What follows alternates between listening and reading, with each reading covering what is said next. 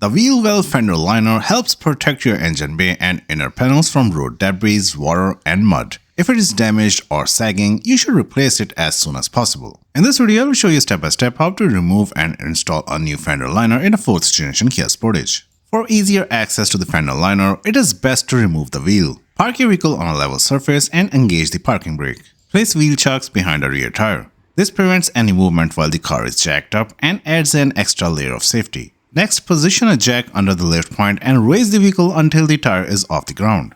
Place a jack stand under the lift point and slowly lower the vehicle onto it. Now remove the lug nuts and take the wheel off. Set it aside in a safe spot where it will not roll away or get scratched. With the wheel out of the way, you will have plenty of room to reach all the screws and clips that hold the fender liner in place. Before we can take out the fender liner, we will have to remove the mudguard. It's held in place by 4 screws, 3 on the inside of the wheel well and 1 at the bottom. Use a Phillips-head screwdriver to remove all 4 screws. Once all the screws are out, pull the mudguard away and set it aside. With the mudguard out of the way, you can now remove the fender liner. The liner is secured by 6 plastic clips along the edge inside the wheel well. Use a flathead screwdriver or a clip removal tool to gently pry up the center pin of each clip, then pull the entire clip out. Work slowly and carefully to avoid breaking the clips. They can become brittle over time from dirt and heat.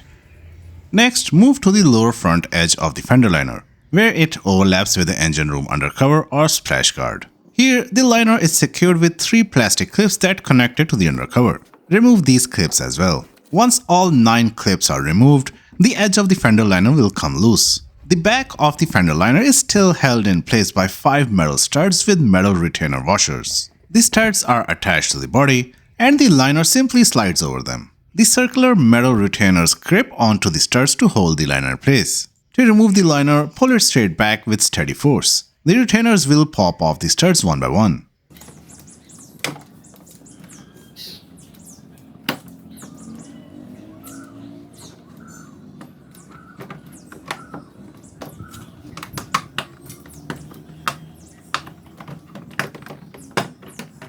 Once they are released, the rear portion of the liner will come loose, and you can remove it completely from the wheel well. Here is a close-up of the back side of the fender liner.